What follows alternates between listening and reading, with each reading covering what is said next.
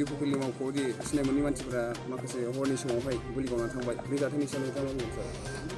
जाथायखौ जोङो सोंखारिदों आरो एखे समावनो जायफोर दसि बिसोरखौ हमना साजा होनो थाखाय जोङो सरकारखौ पुलिस प्रशासनखौ जोङो इतिमध्ये जों खावलायदों जे बिथांमोना थाबैनो बेखौ स्ट्रं मोनसे एक्शन लानांगौ बिनि सायाव आरो जायफोरा दिनै सिलाइ बारुदजों गेलेबाय थानो नागिरदों बेयो मोजां खामानि मावनाय जायाखै। दिनै हारियाव मोनसे गोजोन थासारि लाबोनांगौ, मोजां थासारि लाबोनांगौ, जोंनि सोरगिदिं जौगानायनि खामानिखौ बयबो मावनांगौ आरो बेबायदि समायाव साफा सानैया दिनै राजखान्थिनि धान्दा खालामनानै सिलाइ लानाया बयनिख्रुइ दुखुनांथाव जादों आरो बेखौ बर' हारिया दिनै बयबो खौसेयैनो गसंनांगौ। मानोना बेबायदि बर' हारिया बोसोरनि उनाव बोसोर बेबायदि जुदि अस्त्रजों गेलेबाय थायोब्ला हारिया माब्लाबाबो जौगालांनो हानाय नङा। दा नंखायनो नैबे समाव दिनै बे इउथ अफिसाव एटाक खालामदों बेल' नङा, गाबोन बिथांमोना आरो गाज्रि खामानि मावगोन आरो थांनाय 17 बोसोराव 150 जननिख्रुइ बांसिन मानसि गावथारनानै फैदों।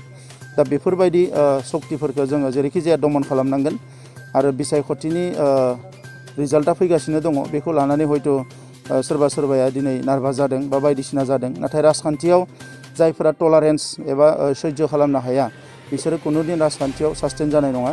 दा बेनिखायनो बिथांमोना बेबायदि जाथायनिफ्राय बेबायदि खामानिनिफ्राय गोजानाव थानांगौ, जों बेखौ खावलायो। बिटिआर गोजोन गोरोबथानि उनावबो जे बेबायदि माखासे सानफानि उनाव सानफा गोजोन गोरोबथाया बे मोनसे एकर्ड मोनसे इस्युखौ लानानै जादों। नाथाय सिलाइखौ सोरबाया एसे खोमानानै दोनदों बे दिनैनि खोथा नङा आरो बैसोरा जाथि जौगानाय, जाथिनि खहा जानाय, जाथिया जे हारिया बबे लामाजों थांगोन बेजों लिंक गैया।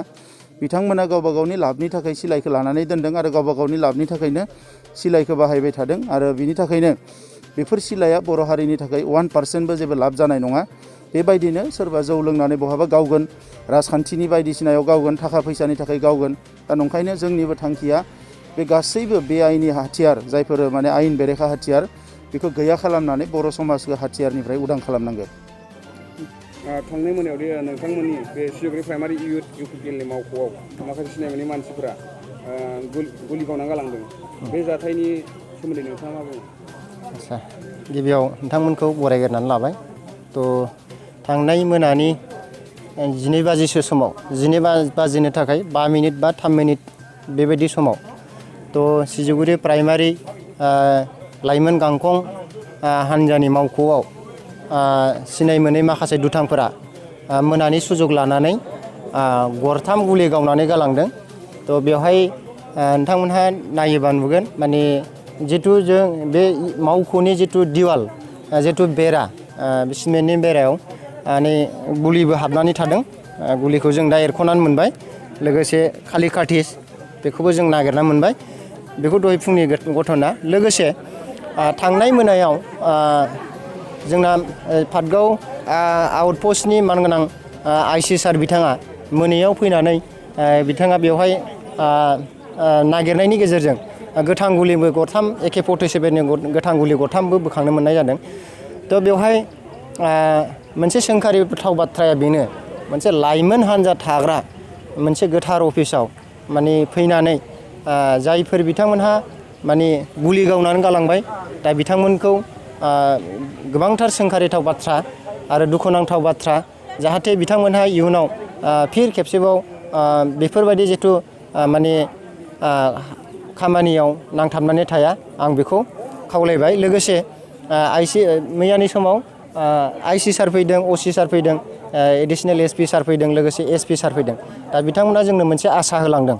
थ' माने दिनै मोनानि जिखिनि जाथाय, बे जाथायजों थानाय जायफोर बिथांमोनहा बे जाथायजों सोमोन्दो दं, बे गाज्रि खामानिनि जाथायजों सोमोन्दो दं, दा बिथांमोनखौ जेरैखिया बिथांमोनहा नागिरनानै दिरुननायनि जोंनो मोनसे आसा होना गालांदों आरोखि।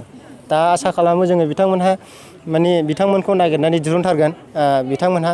लोगोसे बिथांमोनखौ जिथु गाज्रि खामानियाव नांथाबनानै थानाय, बिनि एगेन्स्टै जिखिनि साजा मोननांगौ मोन्थाय, बे साजाखौ बिथांमोनहा मोनगोन होननानै जों इउपिपिएल हान्जानिफ्राय आसा खालामनाय थाबाय।